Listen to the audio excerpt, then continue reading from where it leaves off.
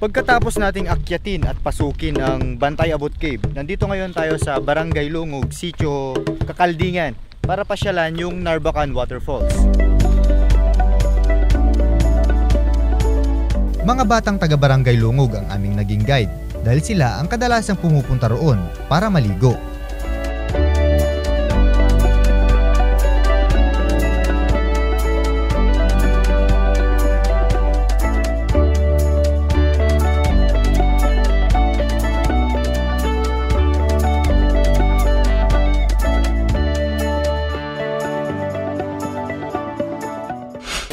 Pagkatapos nating maglakad ng 1.5 kilometro, ayun, narating na natin ang Narbacan Waterfalls.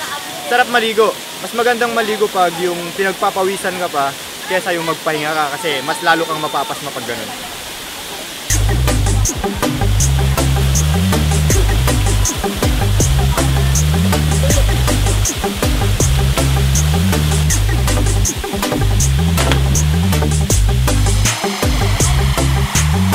Ang waterfalls na ito ay nagsisilbing water irrigation o patubig sa mga bukid dito sa barangay na ito.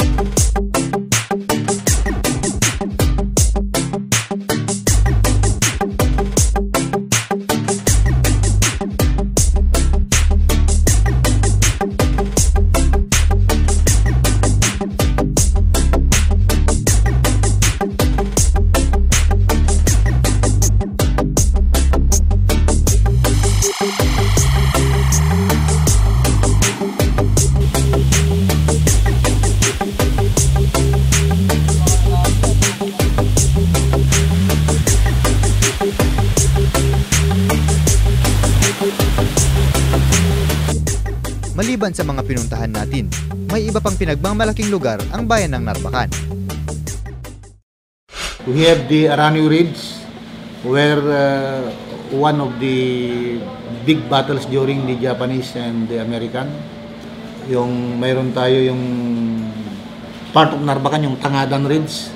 Doon din naglaban-laban yung mga Amerikano. When the Spanish and the insurrectos during Spanish time. Then, during the Second World War, doon din naglaban-laban yung mga Pilipino kasama yung Amerikano sa mga Hapon.